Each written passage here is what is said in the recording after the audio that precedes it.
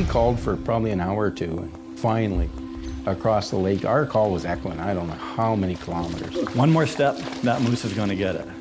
And it did something that I've never ever seen a moose do, and hopefully I never see it do again.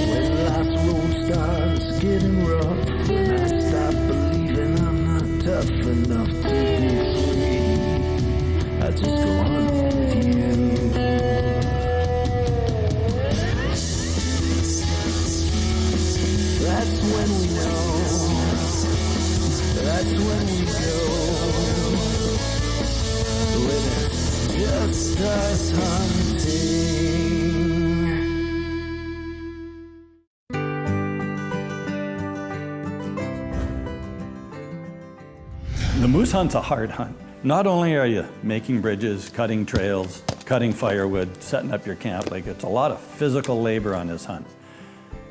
No more than once you put a moose on the ground. You get a moose on the ground, you know, you're into gutting it and you're into quartering it. If you're back into one of these spots that you've cut a trail, you got to get that moose out of there. It's just an awful lot of work. And then the very next day we're into butchering it, which over the years we've got it down to about 4.5 hours, but we have 5 or 6 guys doing it. We cut and wrap it right then and there. Look a little gruesome, but we got a rack on top of the trailer here that we got all the back straps and the heart and the tenderloins and ribs and stuff, and we'll cool it out. And say we've been doing this for 20 years now and shot a pile of moose, and we've never lost one. It's sad. You see the moose going down the highway with the hide on them and four-wheelers parked on top of them and everything else, and it's a shame. You go to all the work of shooting the moose and getting it out, and you gotta look after the meat, because there's too much good eating here to waste, and it's a shame the amount you see wasted. A moose is a pretty big animal, and when we're butchering it up, we'll typically put a quarter. If we have to, we'll put 2 quarters on a bike. You're looking at 350 pounds of meat. You know, and it's just an awful lot of meat to put on a bike or carry or lift or manhandle. It's an awful lot. The neck alone on a moose is probably 120 pounds. Like, it's gotta be just meat that big around. You're talking that long. Solid meat. It doesn't look big. It's friggin' heavy.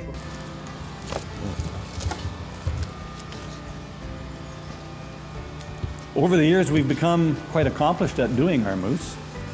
Everybody seems to have their own role. We have a great big grinder that we bring up there. Carl looks after grinding all the meat.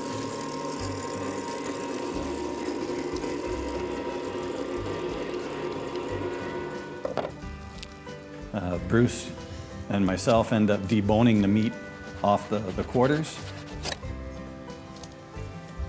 And Kevin has been, he does an awesome job just wrapping. You wrap it, double wrap it in saran wrap, butcher paper, it doesn't leak. Does a fantastic job on that. We've done it ever since we've started. And then usually we'll say the hired help, the people we bring in extra every year, they're sitting on the table and they'll start slicing it up into roast size packages. So it's a combined effort. Everyone seems to know their role in it. Everyone that does it now does it well. If we were to change that around, we'd probably be tripping all over ourselves once again. But over the years, we've learned to do it pretty good. We all live in different places, and we find that if the meat is frozen, then when we package it all up and separate our waste, when we get home, it's still frozen. So we have 2 freezers, and Carl has 1. And as the week goes on, we take everything from home. It's usually frozen or packed in the 1 freezer, which is just like a fridge. And we have generators, and we keep plugging them in, and we take our food out. When we get a moose, the freezer gets emptied, and as we cut and wrap and put it all in the freezers. You're trying to freeze 400 pounds of meat, and it doesn't freeze quickly.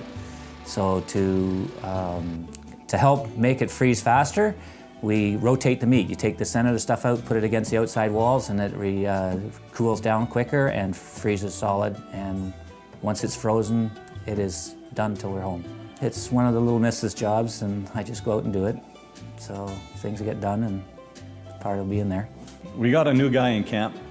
He's experiencing experiences he's never, ever had an opportunity to do it. Even though he's been moose hunting himself, he's been now involved with 2 moose kills, the hauling out of the bush, the butchering process. Like, this is all new to him, and it's kind of cool.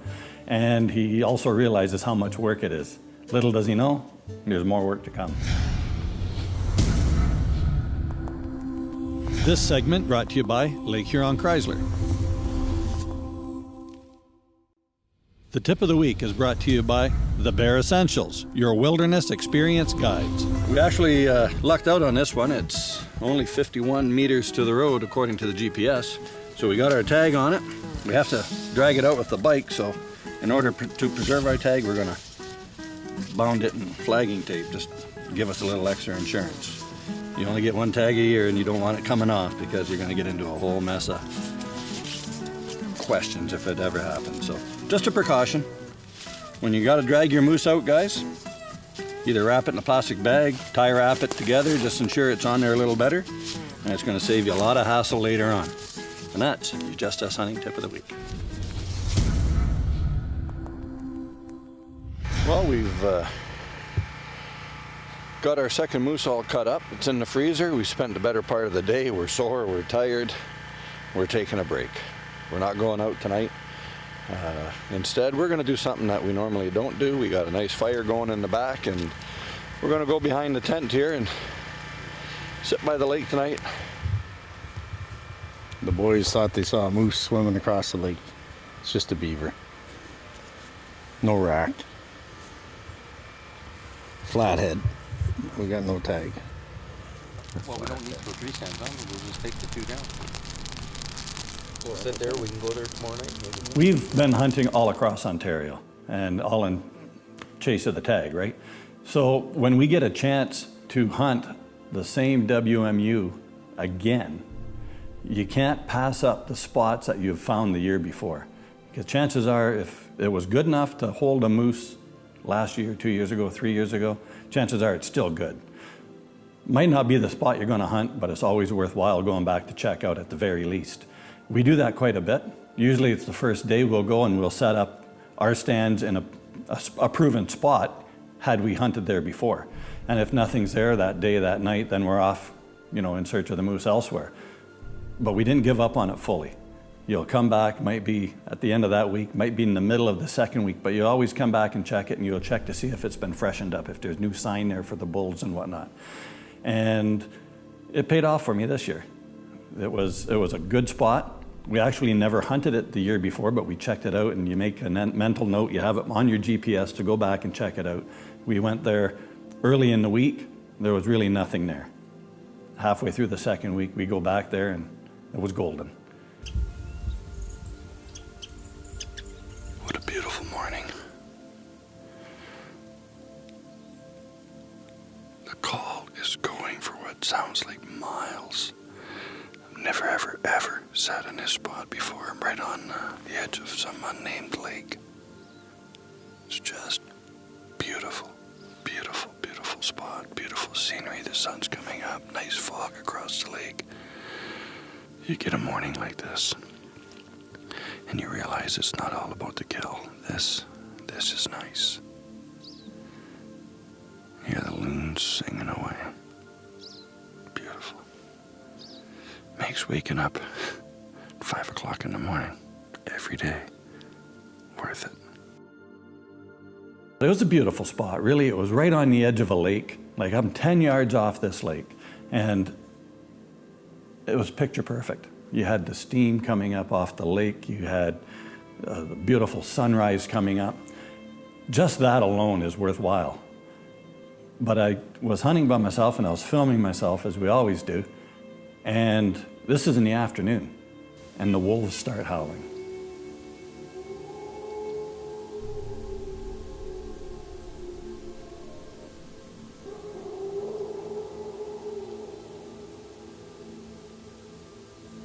And there was, I don't know how many.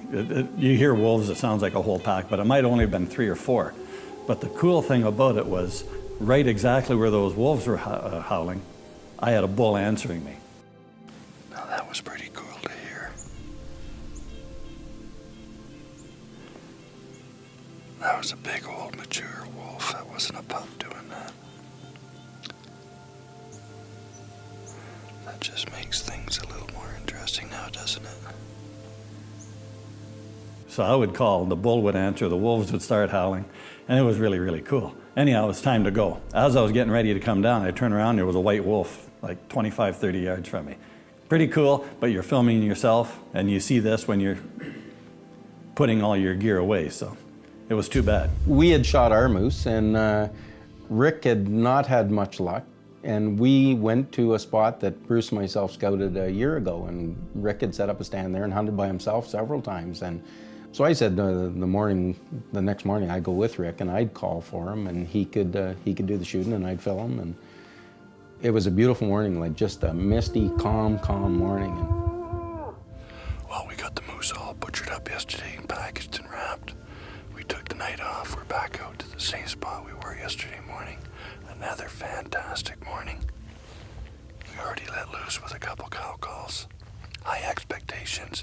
It's going to be another great day. Actually seen a lynx on the way in. Maybe today is going to be the day we finish off with our tags.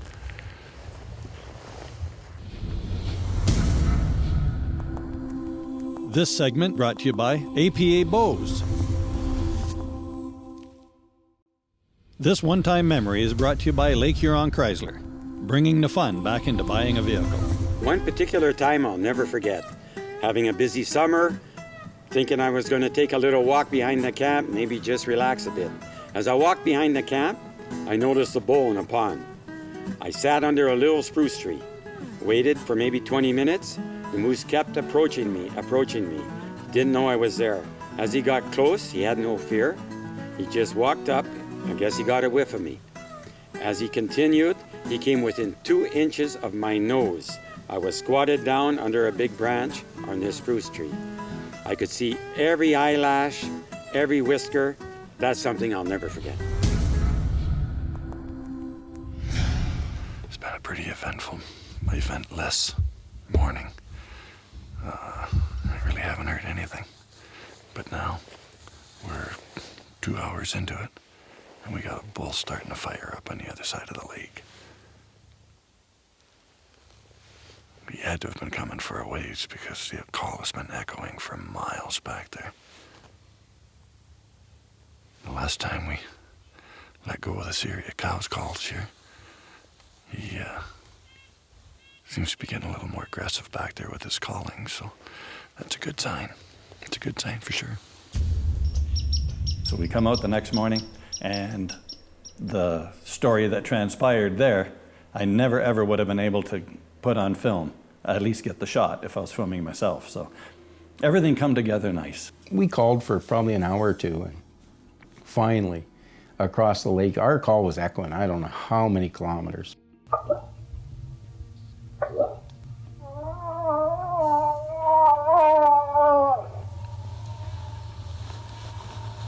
So we're sitting there, I'm shooting a longbow, traditional longbow, and we had this bull.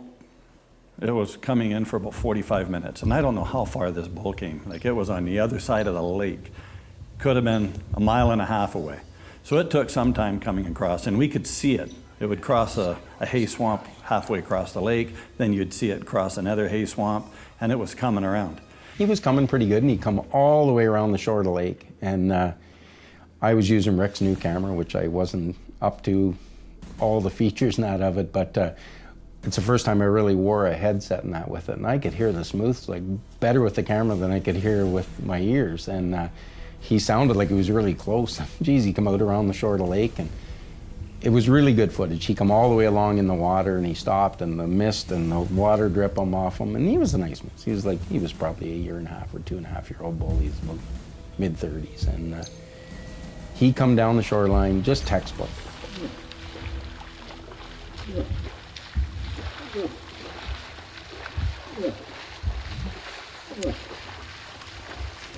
It came by and it was perfect. I had 2 shooting lanes that went out into the lake, and it come through the 1 shooting lane, and it was going to be 10 yards from me. I'm sitting there, I'm ready to put an arrow into it, and it stops, and the only thing you can see is its nose. Now these things have incredible hearing and super sensitive noses. So let's just think about this. This moose come from, we'll say 2 miles away to the tree you're sitting in. I can't do that when my wife calls me from downstairs. I don't know if she's in the basement or outside. So I'm half draw already, and you're holding, 60 pounds, right? So it wears on you a little bit. One more step, that moose is gonna get it. It stood there for a long time, and I thought, oh, it's gonna go. It just started to walk, and Rick draws. Well, the moose turns and comes right in the shooting lane to the tree that we're in. And we're in a birch tree. Like, we look like a couple of snowy owls sitting in this thing. It's directly underneath the stand, and it did something that I've never ever seen a moose do, and hopefully I never see it do again. It just stood there, and it looked straight up at me. Like, these moose are pretty cool animals. And like I say, to pinpoint the tree that you're in from 2 miles away is just uncanny. When you see Rick in a tree, you know it's not good. There's nothing out there that's that big in a tree. I knew it was up at that point in time, and it started to move away, and its antler tip hit some loose birch bark on a tree, and it startled the living daylights out of it, so it took off.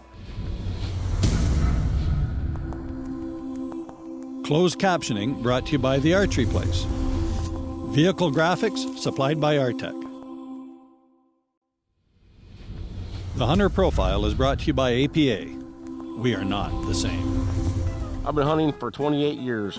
My weapon of choice is compound bow. I like to hunt whitetails and black bears. I've successfully taken over 9 black bears now and 14 Pope and Young bucks and 2 Ohio big bucks. In my off season, I run a lot of trail cameras and glassing for whitetails. My dream hunt would be grizzly bear with bow. The person that influenced me most in the hunting world is my Uncle John Snow. He was an avid bow hunter. And I'm Brad Snow, and that's my profile.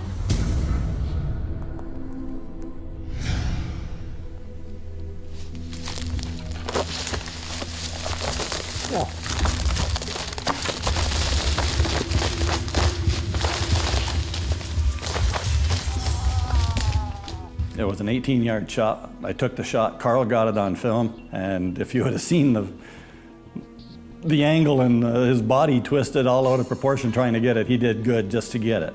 And I thought it was a little high and a little far back.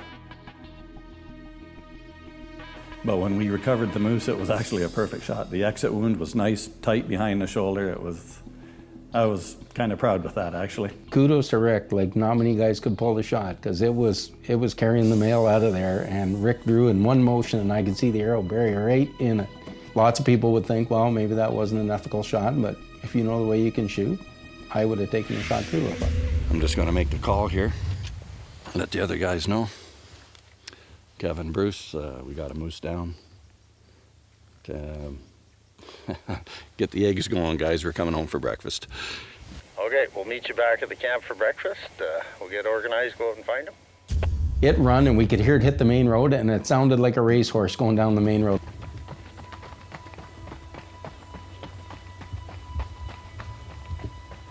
It must have been just running on adrenaline, because we got down, went out to the road, and there was no blood trailing required. It was just hoof marks down the road for 200 yards, and it peeled in the bush and basically flopped over probably 50 yards off the main road. It was another easy moose to get out.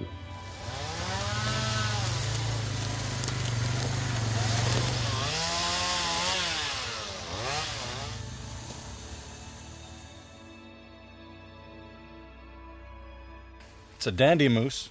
You know, he's not big by anybody's standards, but that's not what I'm here for. And it was a really good end to a fantastic trip. Yeah, great week. 3 moose down. 3 moose down, 3 tags, yeah. So it's a fantastic spot. And I'm even going to tell you people where we are in Ontario. We're right beside Nunya Lake. Get your GPS out, guys, and check it out. Actually, Nunya Lake is the short form. The long form for it is Nunya Business. I'll be honest with you, it takes an incredible amount of practice to become proficient shooting any kind of traditional equipment. To shoot a moving animal it's tough, but it's a little bit easier with a recurve. You don't have all the stuff to get anchored and everything else, and Rick's an instinctive shooter and one of the best. Like he can shoot. Lots of guys in the traditional world, they do a thing called gap shooting, or they use the point of their arrow or whatever, but Rick it's like throwing a baseball to Rick. Just pull back and let her go. I don't advocate a running shot on anybody, but at that precise moment in time, I had all the confidence in the world, and when you're instinctive shooting and you draw that bow back, you know you're going to hit it. One happy fellow. One happy fellow, a lot happier than I was, say, 3 hours ago. I was happy with the shot.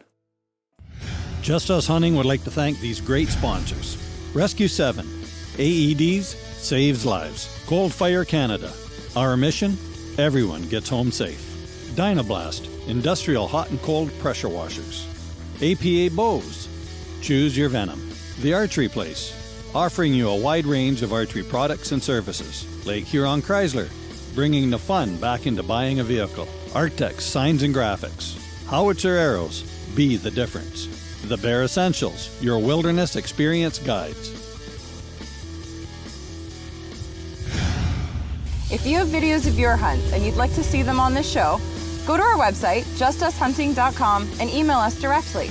Who knows, maybe you'll see your hunts right here on Just Us Hunting.